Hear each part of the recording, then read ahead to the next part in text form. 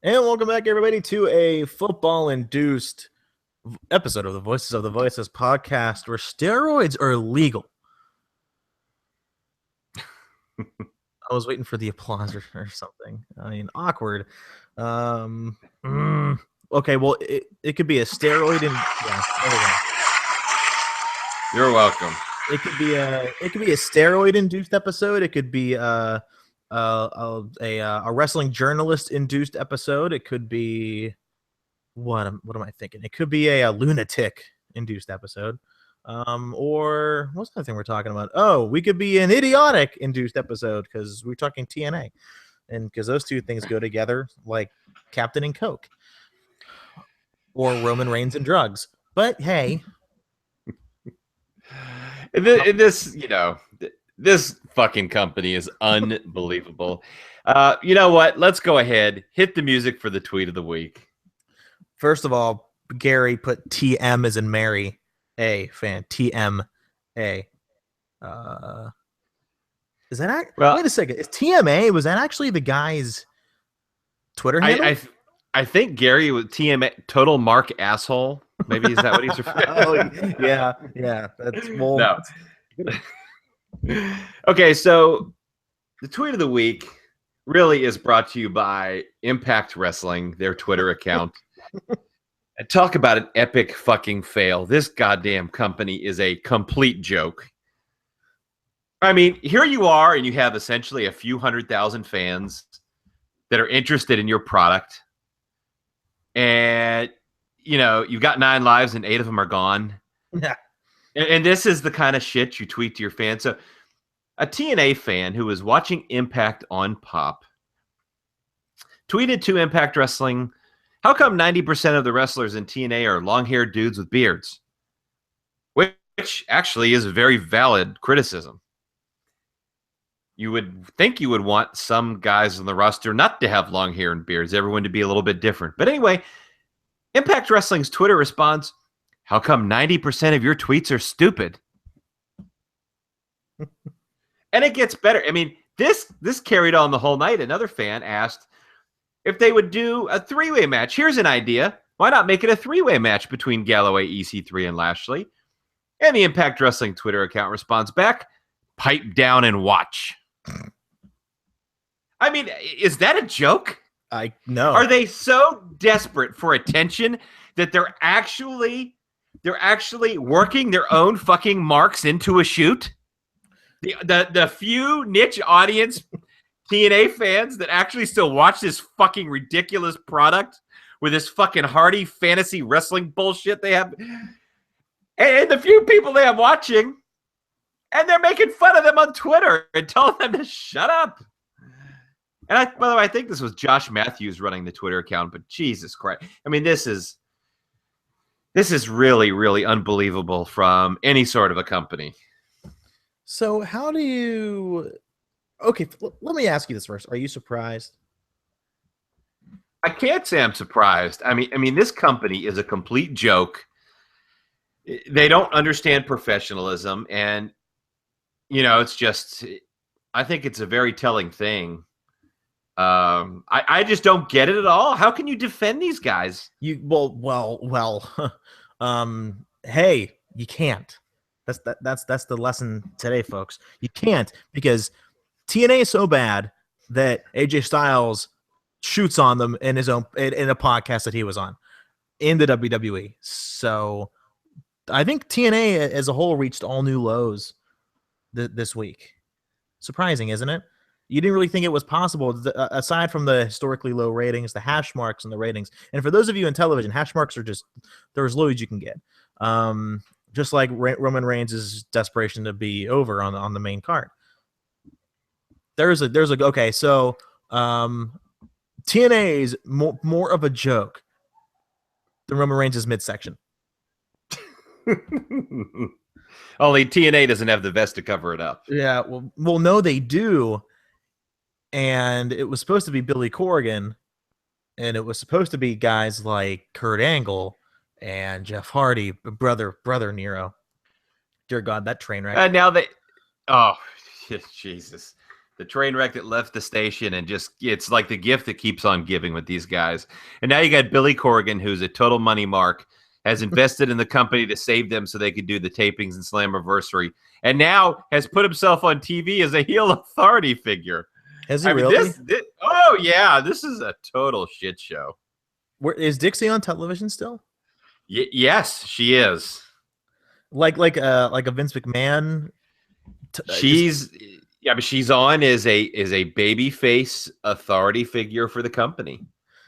You know, and here's another thing. So they just not re-signed. They just signed 3 more people. Did they not? They signed Chelsea Green, formerly from Tough Enough, who's, admittedly a very good women's wrestler, learning very fast. Did I hear they re-signed Rockstar Spud? And another. They did re-sign a few people, and I'm thinking, where's the money? Where's the money coming from? These guys couldn't even afford to run fucking Slammiversary, and they're trying to re-sign people. I mean, they were going to try and re-sign some people to 6-figure fucking deals. These guys are goddamn morons. I mean, they got their CFO on Facebook talking about chasing down 80 people on the telephone trying to get financing so the production trucks could get moving. Mm-hmm. I mean, it's like, this is a total joke, and they're re-signing and they're adding new wrestlers. Who the fuck wants to work there? Good luck getting paid. But I want to see the checks. Now, so you know how they were talking about Lua Morale and how there was like a joke in the back and online. All of a sudden that stopped. Where did it all go? Yeah, I have heard directly that there is still a low morale in the TNA locker room. Well, no shit. I mean, they were instructed at points to tweet about positive morale and tweet positive things about the company, the show, etc. But they were actually instructed to do that. That has stopped. Why did it stop? Well, I don't know if it's because word got out or if it's because they fucking realize how bad it sucks and there's no hope, or I don't know why it stopped. It's probably a good thing because everybody knows it's total fucking bullshit. When guys like Shane Helms get on Twitter and talk about how great everything is, everyone knows he's just being a company man and it's total bullshit. I mean, the gig is up everybody knows it's not, it's a shitty situation. It is. And I feel bad for some of the people there, like Drew McIntyre, him being Bobby Lashley, even. They just re-signed Lashley. Yeah, there's another guy that re-signed. What is he getting? Like guaranteed money, like Big Kev and Scott Hall did? Because if that were the case, they just rob them and leave, getting 8 days off in a row if they actually can.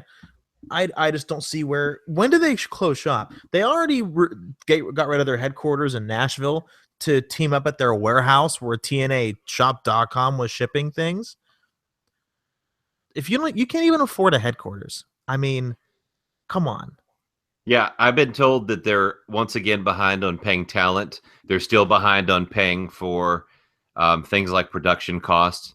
Of course they are. I mean, so this is all still an absolute issue, even though you may not be reading about it in the news or the wrestling dirt sheets today. It's still absolutely an issue, and everybody knows it.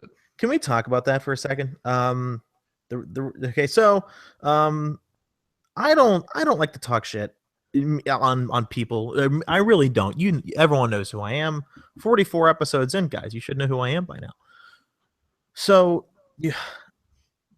a certain wrestling publication who will remain unnamed. Brad doesn't give a fuck, so he doesn't care, but I do. Put out a T-shirt that says "Wrestling Journalist" on it. Now, Brad, using your words carefully, because you're a smart guy. What are your thoughts on that? My thoughts is the guy is a total arrogant, obnoxious prick with his head up his fucking asshole so far that he couldn't find his way out with a goddamn GPS. How's that? Not to be critical. No, of course. No, nothing personal. Hopefully taken out of that. Yeah. Is that all you had to say? Because I was expecting a good bit from you. Well, it's wrestling journalist. Is that kind of like a TMZ journalist?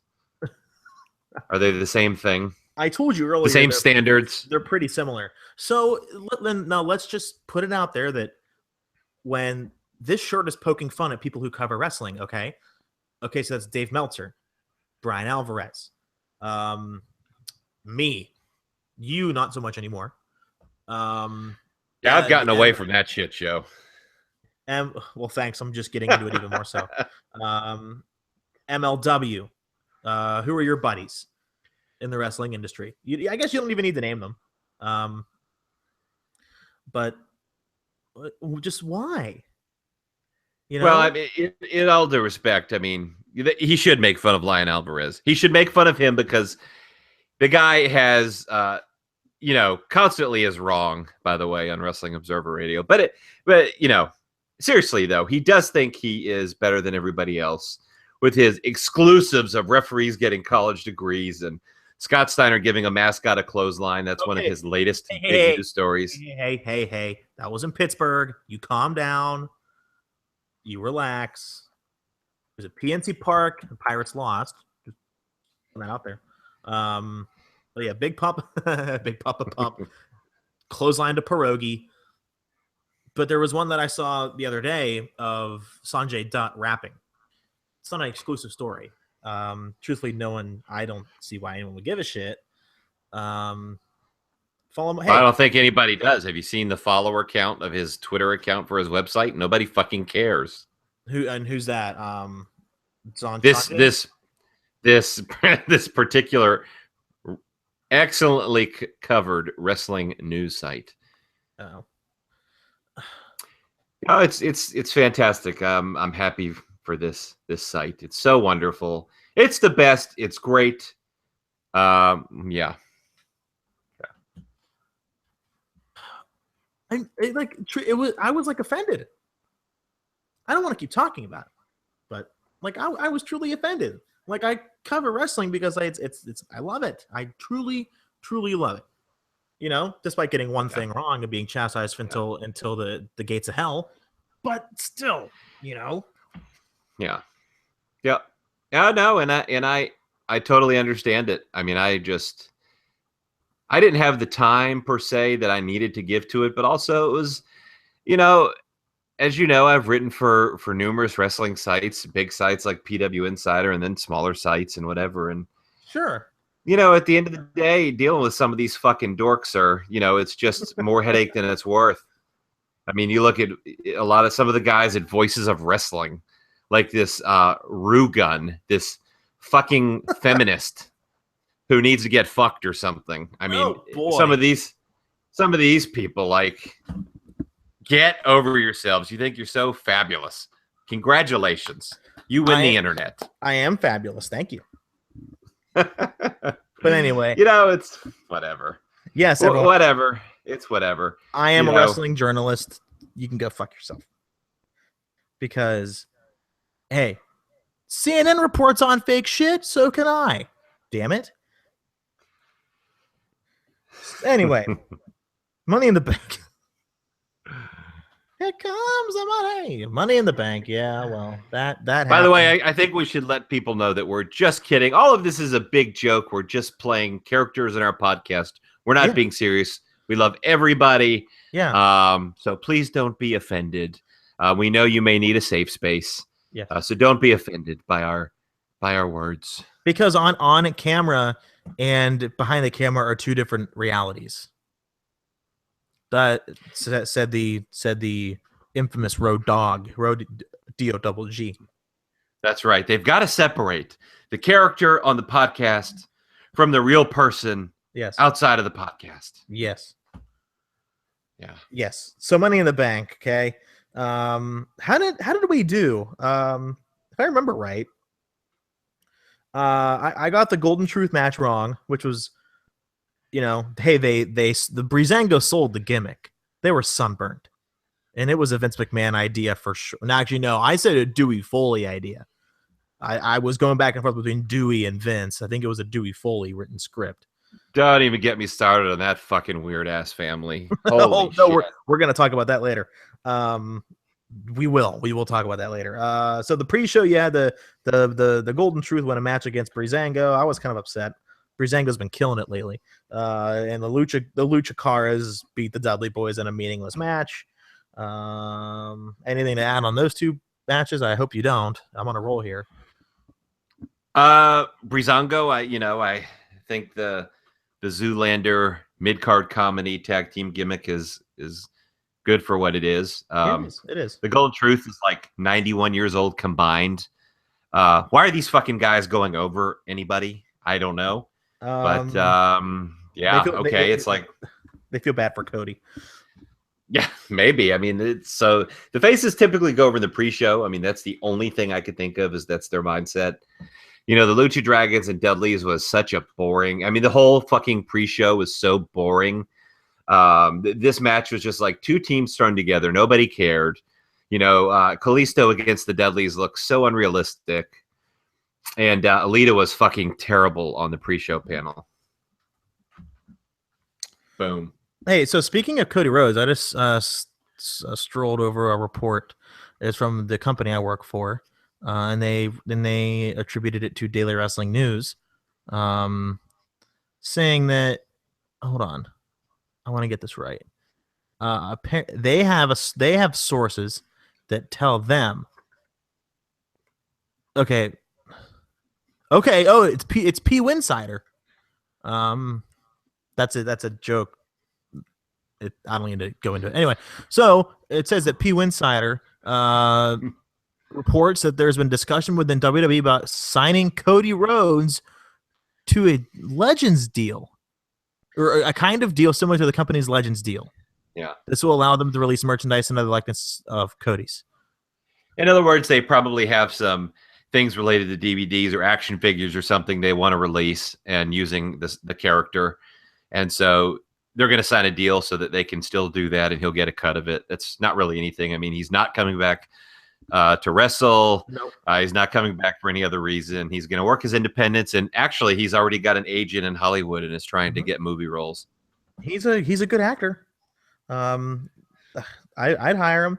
Who do you think, and now just on that note, who do you think returns first, Cody Rhodes or CM Punk? I'm serious. It's a great question. Because I would still have to say maybe Cody Rhodes. Because of his family ties, I'm sure. Well, whenever Goldust retires, Cody will be there. By the way, everyone, Cody's not an idiot. All right, he's not a mark. He'll show up. And by the way, CM Punk's, and Gary didn't have this in the agenda, CM Punk's UFC debut is finally official again. UFC 203. Yeah, we'll see. We'll see if he fights. Yeah. There's now a Vegas poll going on about how many, which injury will happen, so he cannot fight. Go check it out. Anyway, so we talked about the pre-show already, and now the tag team match, the New Day defeated Enzo and Cass, the Vaudevillians, and Gallows and Anderson. Fucking whatever. The match was that clusterfuck city, but baby is. I was so disappointed because that could have stole the show. Well, I thought it could have definitely been good for a four-way. Those can be hard to do, but I thought it had potential, and it just totally shit the bed. I mean, the ending in particular was a total clusterfuck. It seemed like they tried to do too much with too many guys, and in a four-way match like that, that can be a tricky thing to pull off, and that's what they did. And and they've got Cass, who's still green, and he was totally out of position and just totally dropped the ball, basically. Do you remember that Elimination Chamber match last year? It was complete garbage. And Ziggler ended up getting pissed off and just started swinging. It reminded me of that. Yeah. It was bad. But yeah, New Day won. I mean, good. I thought I picked Gallows and Anderson.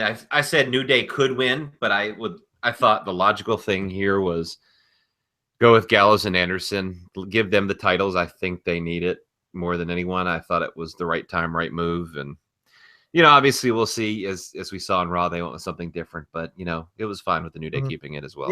Yeah, sure. I mean, they want to protect Enzo and Gallows and Anderson with the Cena feud, and my thinking is with the draft and Finn Balor coming up, because guys, his last match is July 13th. That like Cena, it might be a 3v3 match, a battleground with I don't know, Cena getting Samoa Joe and Finn Balor on his team against the Club. I don't know. I'm just blowing smoke, but something like that could happen. All right. Well, I know you had your boner for the night. Well, one of the three actually. Baron Corbin beat Dolph Ziggler it was a good match, but we've seen it too many times, and they don't have the chemistry that like a Sammy and Kevin do. They are the new age Randy Orton and Sheamus. Fortunately. Nevertheless, that was fully erect. I'm sure you were, and you know what? Moving on, and the feud is over. They confirmed it on Raw, so there you go. Charlotte and Dana Brooke defeating Natalya, Becky. Easy prediction, with Natalya turning heel, and like sweet Jesus, honey. I tell you what, not you. I'm telling Natalya, honey, rhetorically. You can't talk worth a shit. So don't fuck. You are she has the worst mannerisms and speaking ability on television that I have. She's worse than Lita on the pre-show panel. Okay. And that's all sorts of terrible. So just shut the fuck up. Right. when she was with the Glamazon, Beth Phoenix talked for them and she was pretty good. There's a reason Natalya doesn't talk. Cause she just it's diarrhea of the mouth. Fucking awful. She can't act. She's a horrible actor. Fact. Tyson Kidd reference. Yeah. I mean, in the original plan was for Becky to turn on Natalya, which I don't. Becky's whatever. No. Becky's a good heel, but she's a better babyface. Whatever. Who really cares? Nobody cared about this match. I didn't care about this match. It meant nothing. It did. Whatever. No. Yeah. So we saw something cool on Raw, but we'll get to that. And Gary didn't put it in the fuck. Okay. Apollo Crews beat Sheamus. I was erect. Yeah. But I will say this. I mean, I didn't think this was a good, you're not going to get Apollo Crews over by doing this kind of shit. So, they have him win with a little fluke crucifix pin out of nowhere. It's spoiler alert, by the way. Sheamus is going to beat Apollo Crews on SmackDown by countout. Of course. So okay. 50-50 booking. Well, see, it's by countout. It barely counts. No pun intended. But it's, there's no momentum. It's 50-50 booking. Hey, they just don't get it. They just don't get it. I mean, they're a bunch of fucking morons. I have a really good story for you, Vince McMahon story that I need to tell you. I don't know if you read it or not, but it's beautiful. After the Money in the Bank review, so hey, I would say, in all fairness, of course, if I was booking this match, if I was booking this match, I would have Sheamus squash Apollo in 2 minutes. He would bro kick him and pin him clean in the middle of the ring, and send him back to NXT. I was thinking you were going to say he tried to bro kick him, but he's too short, so he missed. That's actually an excellent point. When you look at, that's a great point. I didn't think of that. He's so short that the kick would actually go over his head, and then Apollo Crews could just kind of roll him up from there, I guess. Yeah. I can't believe I had to think that one up for you. Anyway, okay, so AJ Styles and John Cena. It was a likely result. Those stupid fucking marks at the What's Wrong with WWE podcast shit on the match. I thought the match it had a slow build, but I thought it was great. It told an amazing story that Cena couldn't hang, because every time he tried to do a move, Styles would just counter, and it was a cool back and forth. So I loved this match. Ending was predictable, but they're not going to bring Balor up until his match with Nakamura is over, which is July 13th. Balor will be at the draft. Calm down. Stop pissing your pants on NXT fans. He'll be up soon. So calm down. Yeah, no, I think he'll be up. I mean, Corbin needs someone to squash. It's a good idea. But the AJ and Cena was good. AJ got the pin. That's all that matters. End result. Boom. There we go. Yeah, I like the match. Okay, so I'll say that first off. I like the match. It's the typical John Cena formula. He loses the first match. There's oftentimes even an excuse when he wins. When he loses, rather. You know, we saw this with CM Punk even when he put Punk over at Money in the Bank several years ago in 2011. You know, it was outside interference, and Cena ran outside to try and stop them from, you know, preventing Punk from winning the title. And then when he ran back in the ring, he got the GTS and he got pinned. So there's always an excuse built in for Cena. He can never just be beaten because he is not the better man on that night. And that was the case here. And, you know, I don't have a problem with heels cheating in and of itself, but when it's a pattern and the heels are always having to cheat to win, and then you have a stipulation where the club was not supposed to interfere. They signed a contract to be one-on-one, and that didn't matter. No stipulations don't matter. Heels have to cheat to win. And by the way, Cena can never lose clean with no excuses. I mean, the guy's almost 40 years old, okay? Let Cena lose clean once. Let him lose a feud clean. How about that? But I feel like this is definitely going to be the Cena formula. He's going to win the next 2 matches, and then they'll move on. I hope that's not the case. You know, they could put AJ over clean, have him win a match, and not need to cheat to win, and they could have a really good heel on their hands. I hope so.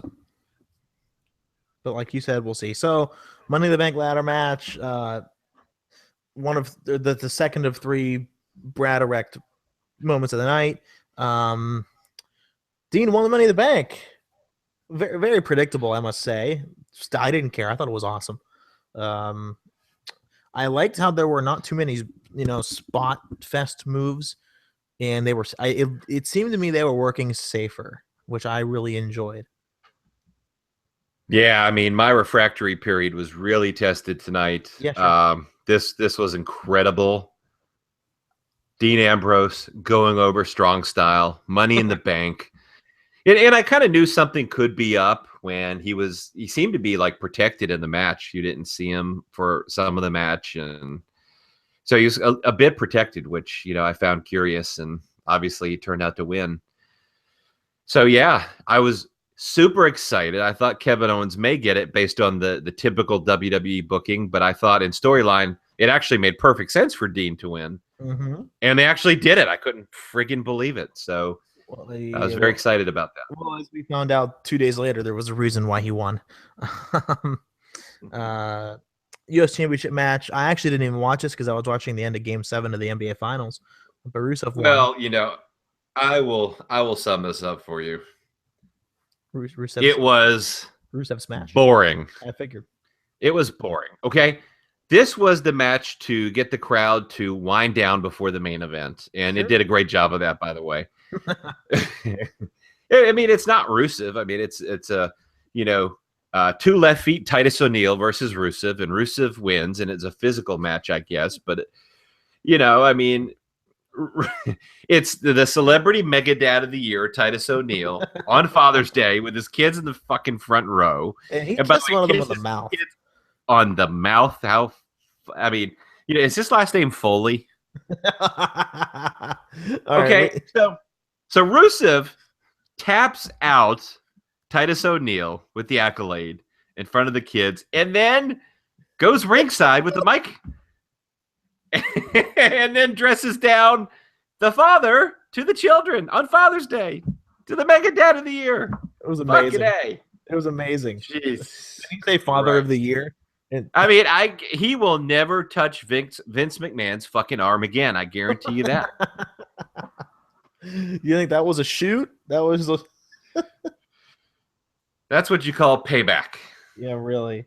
All right. So last but not least, in the best match in Brad's history of watching wrestling, Seth Rollins defeated Roman Reigns clean with 2 pedigrees, and Dean Ambrose cashed in on Seth and become the new champion. So how about that? Dean, the ratings machine. Yeah, yeah, we're gonna find just a little bit. We're gonna find out why that's true. This was great. First of all, I absolutely thought Seth Rollins had no chance to beat Roman Reigns, and frankly, if what happened didn't happen, it probably would not have happened. If you can follow that.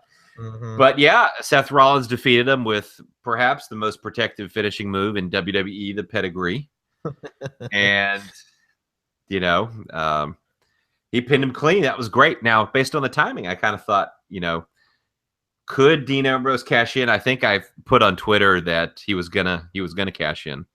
He was gonna come down, and so I kind of was really hoping for it. I thought it seemed to make sense based on how things are going, and he did. So I was very, very excited. Obviously, one of the great recent moments in wrestling for me. His character has been totally misused. He needs to be more like the Shield version of Dean Ambrose than the wacky, Wacky uncle. Dean. They're wacky Dean that they're giving him here lately. But when you take a look, I mean, since the WrestleMania debacle, after that, I think he's only lost once to Jericho on SmackDown. He's been somewhat protected in that regard in win-losses. He's getting the Roman Reigns treatment. Yeah, they could build something on this. Now, unfortunately, I don't think he's a long-term champion, but I think they should give him a shot. Why not, right? Why not? So, yeah, super excited. The fans loved it, I thought. This was absolutely one of the greatest moments in recent wrestling history for me. And hey, you said the ratings machine. Like I said, we're gonna find out why in just a little bit. But before we move on to the Raw hit or miss, I have to tell a story if I can find it. It was an interview with Freddie Prinze Jr., who's a former writer, and he was discussing Vince McMahon. Oh, here it is. He was discussing a story about Vince McMahon. And this is courtesy of WrestlingInc.com. This is Prinze talking to Sam Roberts. And so this is and Brad, I'm telling you, you're gonna love this. So Prinze said, and I quote, "I used to call him Robo Vince," and he goes, "What does that mean?" Because he has never seen anything but wrestling. I'm like, "You've never seen RoboCop?" He's like, "Of course not." He's like, "You didn't see Scarface, or you would have never known Razor Ramon as plagiarism." Prinze recalled, "I was watching a Richard Pryor set on the sweet WWE jet one time just to kind of unwind and relax, and we're flying back to White Plains, and he literally is like, 'Why don't you have Raw and WrestleMania?' I'm like, 'Vince, I just want to laugh.' And McMahon replied, 'Well, we have Santino.'" He's like, I'm like, "Great, I love Santino, but that's not Richard Pryor." Everyone in this room is now dumber for having listened to it. Isn't that phenomenal? Isn't that phenomenal? That's saying, like, if you want to watch Wolf of Wall Street with Leonardo DiCaprio, he's like, "Well, we have the Miz and Marine 4." He lives in a bubble, dude. I mean, the guy lives in a bubble, and I guess it's the bubble that never bursts. Yeah, that's right. I found that just spectacular. Why aren't you watching WrestleMania? Oh god. I've never seen RoboCop, but I'd do it out of pure spite. Should I see RoboCop? Should I watch that? I like the RoboCop movies. Okay, I guess I'll give him a chance. You know what? Now that I think of it, Scarface is Razor Ramon. Wow. Okay. But yeah. Anyway, so let's go to Monday Night Raw. Which ratings were good? Yes. Yeah. Yeah. 17%. And I think the big thing to take away from that as well is they were increased by 17%, but in the third hour, the ratings were the same as the first hour. Mm-hmm. So that's a huge thing as well. Because, I mean, you look at the third hour, it's been losing hundreds and hundreds of thousands of people. Sure. Every week. It didn't. It did not do that. So, that's great. I love it. All right, so Stephanie McMahon was not on Raw, just like how Shane wasn't on Raw the week before. I kind of liked the no Stephanie Raw. I mean, I think she's beautiful, so I missed looking at her. But as far as her character being missing, I kind of liked it. I liked it. I mean, I thought it was a hit. I wish she'd take more Raws off and go to more fucking charity or whatever fucking events on the river while she's got top dogs being suspended. I wish she'd do more of that. That was great. I mean, I still thought there was too much of Shane being the star of the show. That's the writing, and I know it's not Shane doing that, but I hate the McMahons always being the star of the show. They're the good guys when they come out and book the match, the main event match. They always get the pop or the heat or whatever. I don't like it, but he is definitely better than Stephanie. He's more likable, got better energy. I'll take it any day over her. Absolutely. I'm sick of her. Yeah, well, I mean, again, she's very beautiful. Aside from that, Sami Zayn versus Kevin Owens. I will never say no to this. Kind of looks to be ending soon, doesn't it? I mean, at least for the time being. No. Not a chance.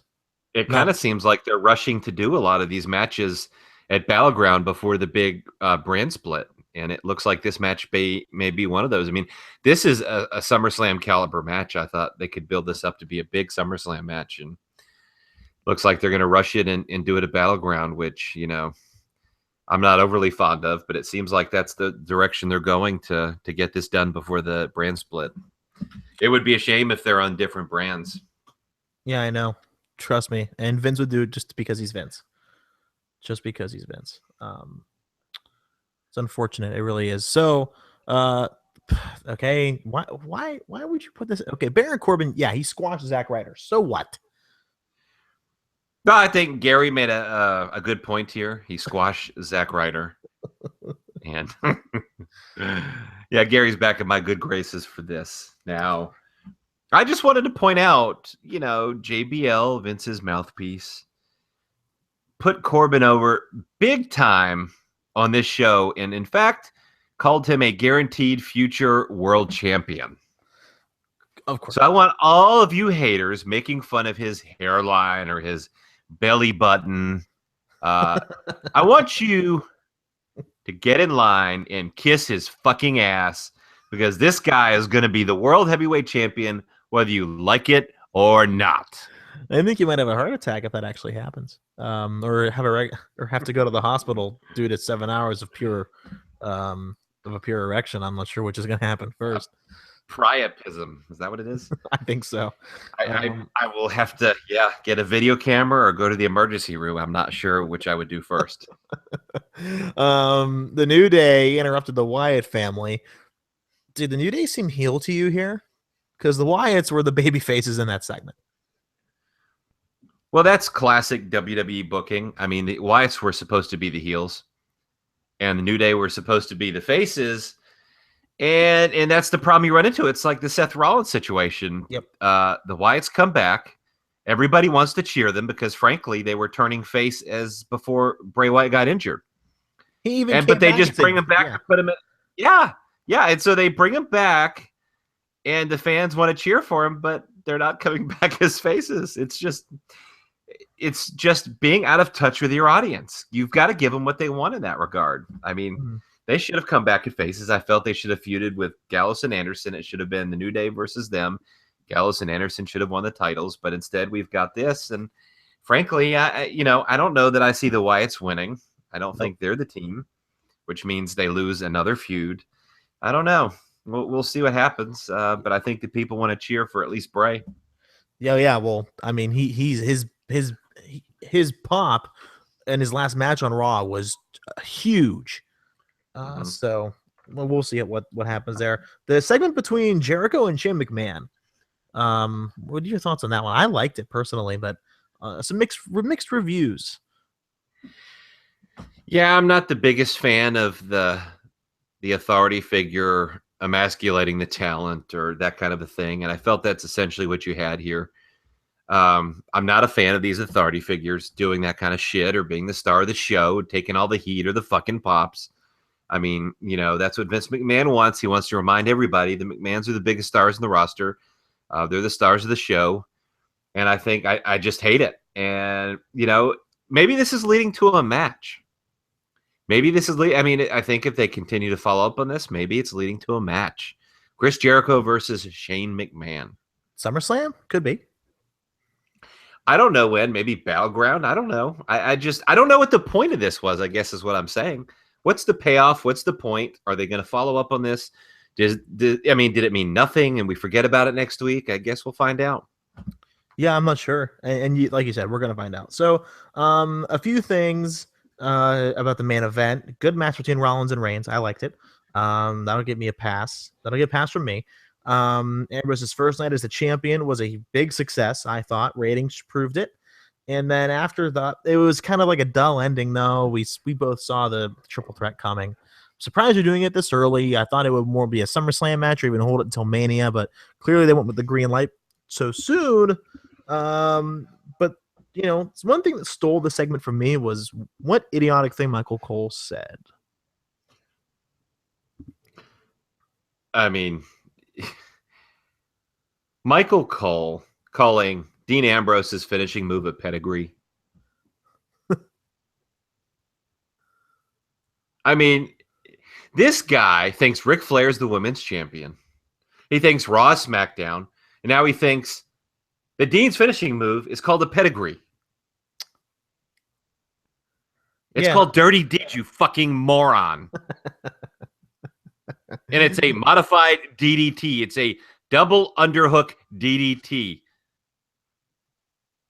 Yeah. Maybe he should go back to wrestling. Maybe they should reassign this fucker to NXT so he can learn what wrestling holds are so that he can call them correctly. Or sports entertainment holds, whatever they call them. So that sounds awful. But yeah, I didn't catch it until I had to rewind it, and I'm like, what did he say?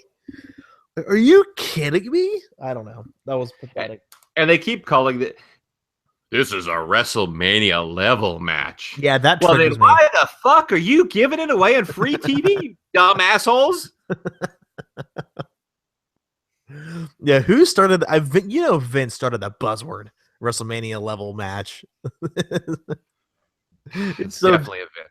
It's so dumb. No, if you could write, anything could be a WrestleMania match. Yeah. Well, I was super excited, about the Dean thing. I think they need to do far less of the comedy, so him forgetting the title and things like that. I mean, yeah, maybe some found it funny, but it's your world champion. He's not supposed to be a comedy figure. So they need to make him more like the Shield Dean and let him run with the ball. I think he absolutely will not do worse than Roman Reigns. I'm 100% convinced he won't do worse than Reigns. When you look at attendance and ratings and things like that, I just don't see any way. So I'd like to see them give him a chance. And I have to say, a couple of fucking dinosaur dickheads, Jim Valley from the PW Torch and Wade Keller, talked about Dean Ambrose getting no reaction. That's not true. They said that he got no reaction. Maybe it wasn't Jim Valley. Maybe it was just Wade. Jim had negative things to say about Baron, so fuck him anyway. But Wade Keller in particular continually brought up how Dean Ambrose essentially got no reaction on Monday night.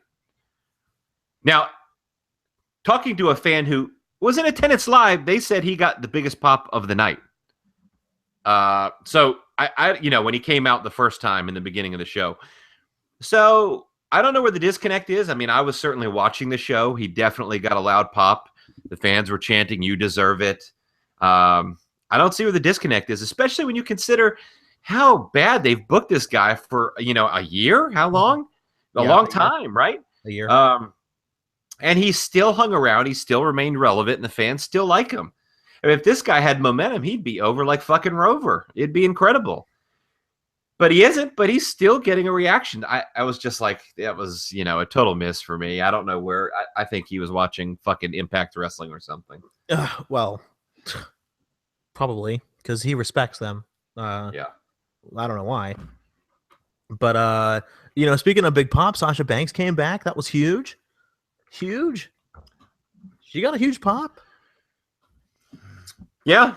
Well, I mean, they've kept her off TV for a while, right when the fans wanted her, and it kind of built up that factor of wanting something you're not getting, and they did it. And the Charlotte stuff is getting so stupid right now. I just, wish they just give the title to Sasha. Now, granted, she'll be She'll be injured by next week, but No, they she should at won't. least give her a No, she won't. No, she won't. Okay, well, we've heard from you, we've heard from myself about and we're gonna talk about the Roman Reigns situation in a little bit more specifics, but for now, let's turn over to my buddy Dean I Am Petro with some poignant words to grow on about the Roman Reigns situation. Here he is. Dean I Am Petro with the weekly run-in. A little more subdued this week, a little under the weather, slower running, if you will. If you will, said Dusty Rhodes. An interesting week, hasn't it? There in the WWE. You have new champion with Dean Ambrose. Now, part of this, I guess, was necessitated by the wellness suspension for Roman Reigns, which is where the focus is. Oh, taking a difficulties, folks. That each Shield member became champion by pinning another Shield member, and that they're the only faction to ever all hold a world title. Pretty impressive. When Dean Ambrose, I think it was him, once said, even if we break up one day, we'll own the business.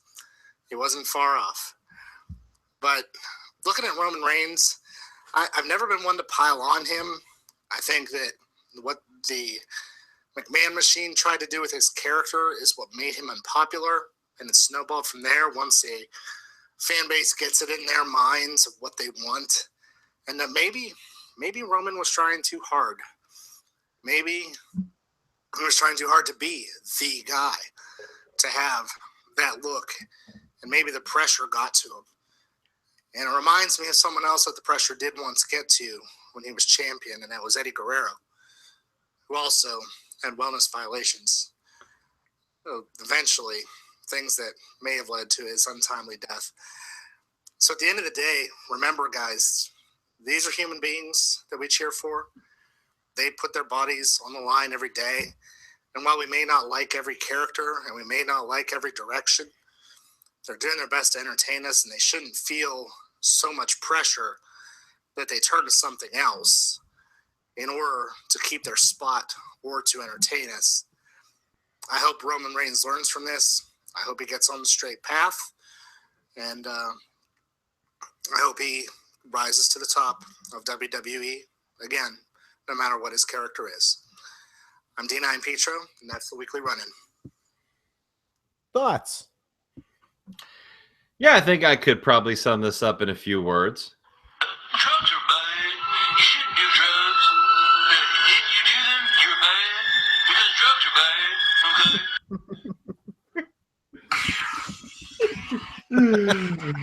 Are you listening? Are you listening to us, Joe, Anna, Y, Leaky, whatever the fuck your name? Are you listening? Who? Drugs are bad, okay. Okay, yeah. Yeah, so Roman Reigns was suspended for 30 days for his first violation of the wellness policy. We don't know what he was suspended for, but we can all take a guess. And I liked what Dean had to say. I really did. I mean, because the pressure clearly got to him. He was trying to do something that he wasn't maybe physically able to do, and people hate him. I mean, shit.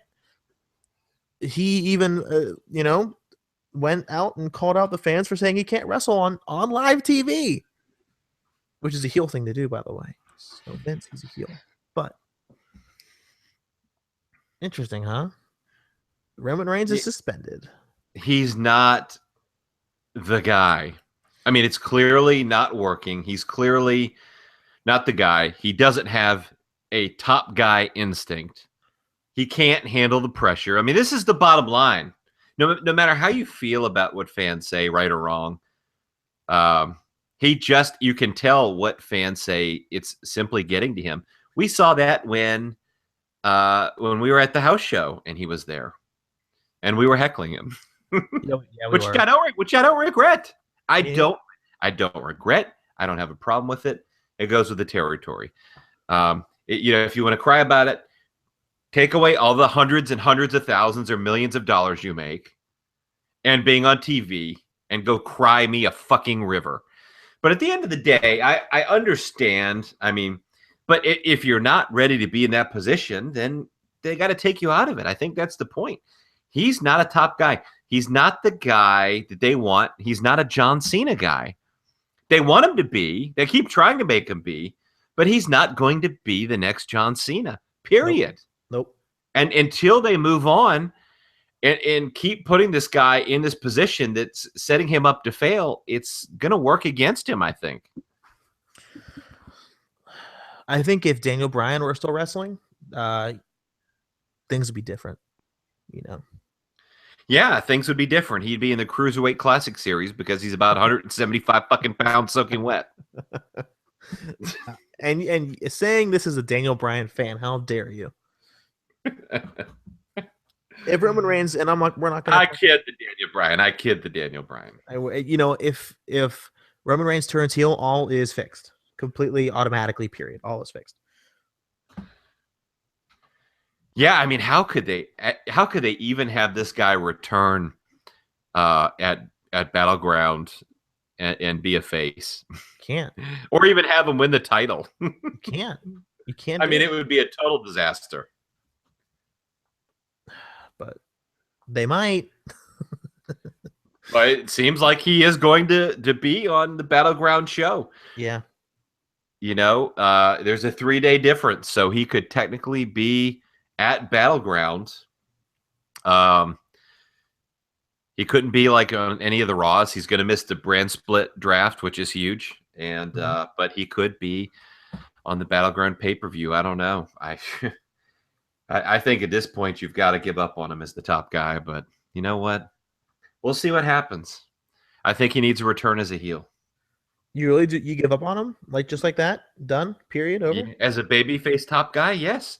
It's not just this incident. It's the totality of the circumstances. I mean, it's just not working. Hey, ratings went up 17% when he lost the belt. 17%. That's a big deal. But oh well. Because that's what we're gonna say at the end of the day. Oh well. Well, I mean, but he could be a great heel. I mean, he's got the instincts. The guy looks like a walking fucking cockhead. He could be a heel. I mean, I'm sure there's plenty of people that would love to hate him. He could be a great heel, and they could really make that work. I mean, he's got all the natural heel instincts. I mean, like you said on Raw, when he told the men in the audience who were booing him to take a sip of their beer, sit down and shut up. I mean, and relax. I mean, that was a heelish thing to say. And yes, it was. You know, he could do that, and it would be a really good shtick for a heel. Let's hope. By the way, it's actually children now. Some children are booing him too. By the way, oh really? It's not just men anymore. Well, yeah, there was a live report from Raw that there was actually children in the audience. Some of children were booing him as well. Oh, so it's not just the men in the audience. There's apparently some smart children in somewhere. Oh, good. I'm glad. The future of America is still intact. After the Money in the Bank show, Paige and her boyfriend Alberto Del Rio got into a little bit of an altercation with a drunk couple. Paige was arrested, taken for medical evaluation. She was fine. But people initially thought she was arrested after a domestic assault case with her boyfriend, not the case. I guess two creeps were fucking following them around, and Paige was pissed off, and she walked in the street, and they arrested her. So no worries. Paige is still on TV. So Paige was not arrested. Yeah, Paige was not arrested. Or she was detained is the better term? Yeah, she was definitely not arrested, not charged with any crime. She was detained. Okay, that's a better word. And putting someone in handcuffs when you detain them, that's normal police protocol. So, that may have stemmed some confusion. There was a lot of dirt sheets, jumping at conclusions without getting the facts, posting the picture of her in handcuffs, and tried to put two and two together that she was arrested without actually understanding the facts. She was not arrested. Basically, this couple of drunk assholes were heckling them for being fake wrestlers, and then waited for them outside the show after they were kicked out for being obnoxious, and they accosted Paige, and so that's when the police got involved, and they're cleared of any wrongdoing. WWE is completely fine with the incident, but a lot of false news reports by wrestling journalists. Yeah, by quote unquote wrestling journalists. Yeah, because I would like to report on stuff that doesn't matter and not report on whatever. Anyway, Idiots. Nick Aldis, otherwise known as Magnus in TNA, total nonstop ass hattery, was a guest on the Russo podcast, and he mentioned a story about TNA's view of concussions. Please tell us more. Yeah, so this was the deal where Magnus, I believe it was a match with Jeff Hardy. Anyway, so Magnus is the champion, okay? He's the TNA champion. He becomes the champion, but he gets a concussion during the match. They've got to do something with the title. There's something going on. I think someone was leaving. I can't remember the full deal, but to make a long story short, he's in the back and he knows he's obviously got a medical problem. And John Gabork, who nobody speaks highly of at all, just implies that he could be healed from his concussion overnight, or that he would drop the World Heavyweight Championship the next day. Nice. Yeah, so pretty much don't ask, don't tell is apparently their concussion policy. You must be healed overnight, or you were going to get... Okay, sure. That's fair, right? Because that happens in real life. Idiots. The whole company's a joke. I mean, they should be sued for that. I mean, the whole company is just a fucking joke. And why do people stay? I mean, like, legitimately. Why do people stay in the company? Yeah, just have a job. Yeah, to have a job. I mean, I don't know if the paychecks are coming on time, but they're on TV. They're a major wrestling company with a TV deal. I mean, they're by no stretch of the imagination even competition with WWE, but they're on TV. So I guess it's kind of continuing the name brand. If you can't be with WWE, then if you can get on TV with like TNA or maybe ROH even, then you're still relevant because you're staying on TV, I guess, to a degree. At this point, it's just nobody really cares. It's just what a joke. I agree. I absolutely agree. WWE is supposedly in talks with a few former veterans to return to the company because of the brand split. Kurt Angle not being one of them. The Melts reported today, the Melter, that Kurt Angle will not be signing with the WWE, despite him telling Mark Madden that he will eventually. Yeah, they had a conversation, and Kurt had told Mark Madden that he would be signing. Now, Kurt Angle did this before as well, where he had said, he had been in talks with them. Here's the bottom line on this. Vince McMahon, unless he changes his mind, does not want to sign Kurt Angle. That is the period, end of story deal. And it's because of all of Angle's problems, and frankly, at this point, probably his age as well. And he's looking at what the risk is versus the reward, and he doesn't want to sign Kurt Angle. Mm-hmm. So Kurt Angle absolutely had that out there, and they very well may have had some conversations, Kurt and Triple H. But yeah, now they are talking to people like MVP and Carlito. Will they return? I don't know, but they're gonna have to do something because they need some veteran talent who are already stars to have some name brand names on the roster to work against the younger guys. Kurt Angle will be great as a manager for American Alpha. He'd be a great trainer at NXT. Yeah, he's got a knee problem. I mean, he had a short match with Zack Sabre Jr. He's more limited than ever in the ring, and he has a knee injury now. And he's just, I mean, here's a guy who was probably the biggest waste of a career in recent history in wrestling. Yeah. He spent his entire prime of his career wasting his years away in TNA. It's a shame. It's a damn shame. And truthfully, it's kind of his fault. Yeah. I mean, to be completely fair. So sorry, Kurt. I would love to see Kurt Angle back. I really would. I'd mark out for his music. I just hope it happens. Speaking of someone I mark out for, Shinsuke Nakamura and Finn Balor scheduled for July 13th episode of NXT. I don't know when they're taping that, by the way, so stand by for that. But it's interesting to note that this big match between these two guys, and these two are also best friends, is happening on the NXT prior to the WWE draft. Yeah, to me, this has to be a sign that both are going to the main roster. You I think would both? See, I think just Finn. Could be. I mean, Finn could be. I mean, hell, he could have been 3 months ago. You know, who knows? Who knows? I mean, they could bring Nakamura up. You know, Big Cass needs to go over strong style on someone for his post brand split singles push. So Nakamura would be a great opponent for that. See, I see Vince is not that stupid. I think he wouldn't split up Enzo and Cass because at least when he split up the Dudley Boys, they were together for like 7 years already on the main roster. Yeah. Enzo and Cass have been up there for 3 months, you know? So I don't think Vince is that dumb. Okay.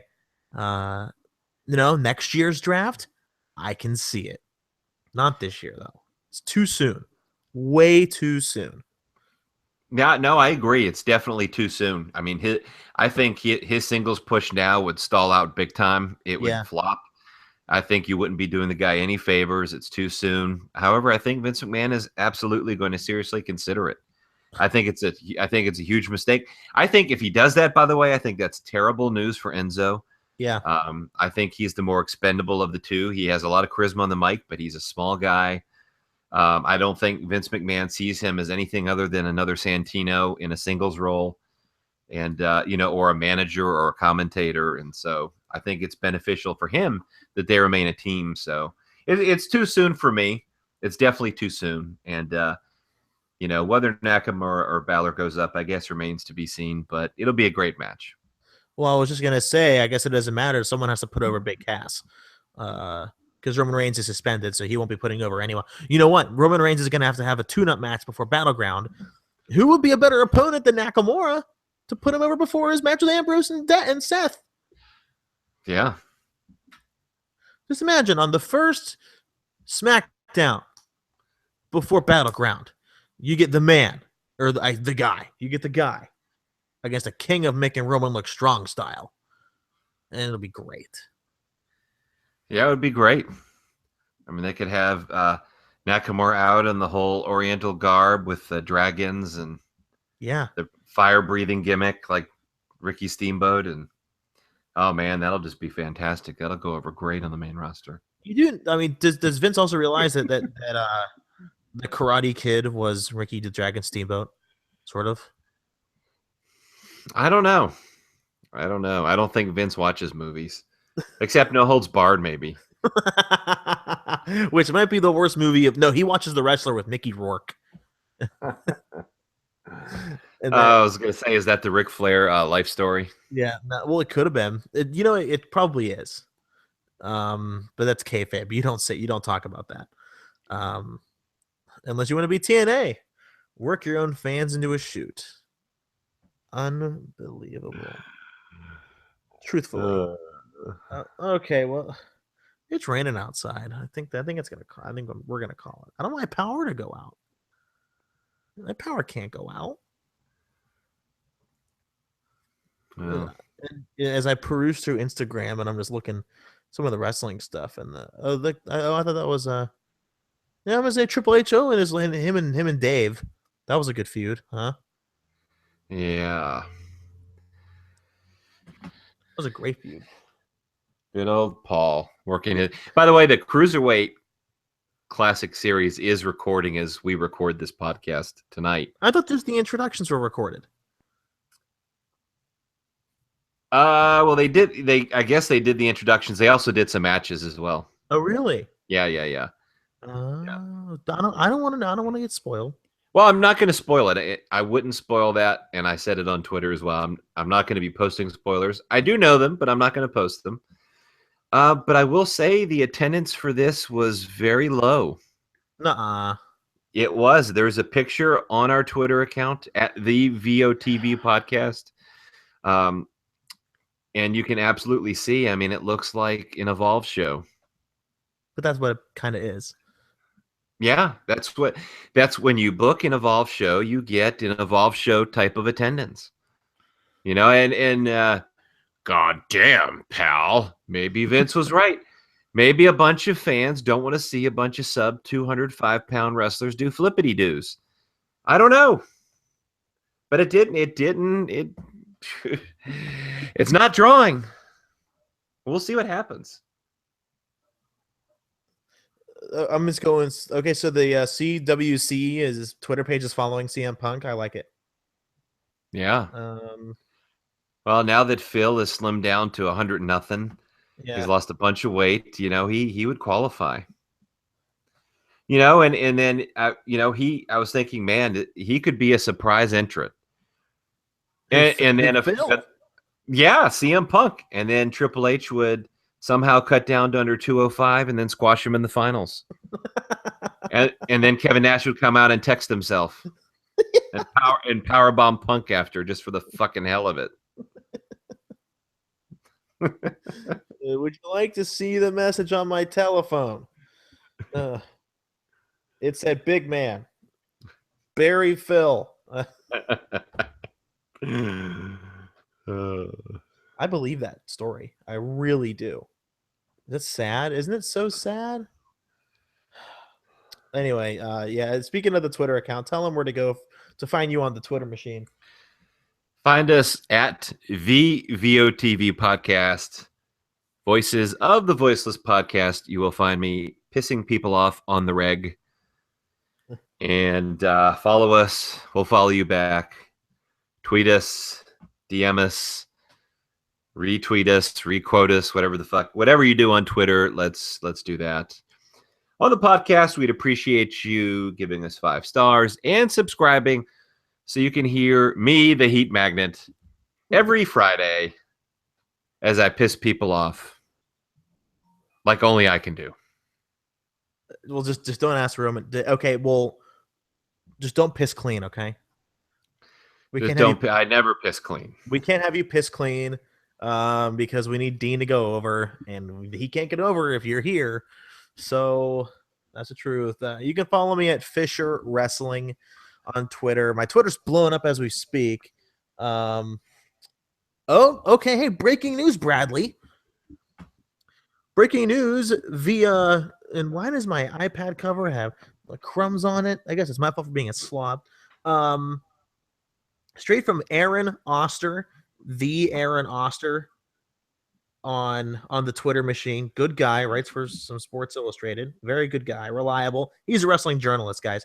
And he's also a reporter for, and I'm putting him over Strong Style, for ESPN 980 in Washington, D.C. Co-host of the Jobbing Out Show. Go follow him. They have good stuff there. I just followed them myself as we spoke. So this is from Aaron Oster. He said, and I quote, because I retweeted our Twitter, the picture of the bad attendance. He said, and I quote, apparently there was a bad accident which caused a large percentage of audience to show up late. Arena later filled. So,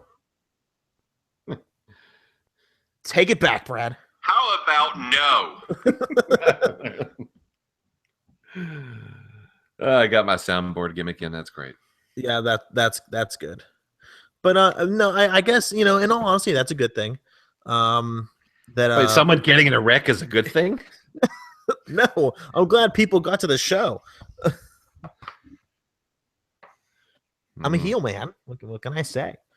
I'm living the gimmick. Don't wrestle in a sunburn. By the way, I'm going to the beach on Saturday. Nice. Yeah, Atlantic Beach. Never been there. I'm usually an Outer Banks guy, so this will be a new experience. Gonna pick up the babes, With yeah. Some beached whales. All right. No. Well, karma might be there. Just don't stick it in the blowhole. I won't. Okay, so I need some I need some pickup lines. What should I tell them? Should I tell them I'm a wrestling journalist? That might help. Let's see. Can Can you tell me what this smells like? Okay, before we Well, yeah, I mean, of course, I just, fair warning. If you do that, you'll obviously need a rag and some chloroform. I mean, okay, though, speaking of creepiness, before we get off, I'm sorry it's late. You need to tell the McFoley situation because that shit's weird. well, he's obsessed with his daughter, her sex life, and her being in a relationship with a woman. That's obviously what he wants. He wants her to date a woman, and he has a specific woman in mind. I mean, this fucking guy, it's so goddamn creepy. And let me just say that I'm a pretty big fan of Mick Foley's work. I mean, I really am. Seriously, 100%. This has nothing to do with his work in WWE, WCW, wherever. I mean, this is just like their family is fucking weird. And I don't mean weird like in, oh, he's different. He, that's cool. I mean weird like, God damn, that is weird. Not in a good way, folks. Well, we all know he's weird. That's not like a revelation that we just, He's weird. She's weird. She apparently is not interested in guys except Frank the Clown. He was in full fucking clown makeup. God damn, how pathetic is this guy? He's in full clown makeup the first time they met. And Mick had recently made comments about him, like he basically has no job. He doesn't. Which Noel confirmed. He has no fucking job. He sells wrestling memorabilia on the internet, but he has no actual job. He's pretty much leeching off their fame. She is the masculine person in their relationship, as was admitted on the podcast. Mm-hmm. Just a very bizarre thing, and Mick never really cared for him. And Mick said that, as of recently, that he thought Frank was a good guy, but he's definitely not a great guy. Yeah, he's the guy. He's the douche guy. The clown. He's not a popular guy, I'll tell you. If you ever look at wrestling Twitter, the clown is not a popular guy. No. Not even a little. See, here's the thing, and we'll end with this, just to pay, based on, being a guy. Roman's not really a good guy. He's not a bad guy either, but he's the guy that has a guy, if you know what I mean. Get it? Yeah. Get it? We all know that guy. Yeah. Well, and apparently, Noelle has one guy. She doesn't necessarily want that guy, but she doesn't want guys at all. Yeah. The only guy she's sexually attracted to is one that wears clown makeup. And truthfully, and probably has no penis. Well, that would make things pretty awkward, don't you think? I don't know. I guess he could do the old strap-on routine. It's the Frank the Clown Kiss My Dick Club. On that note, I'll play out. You guys have a wonderful week.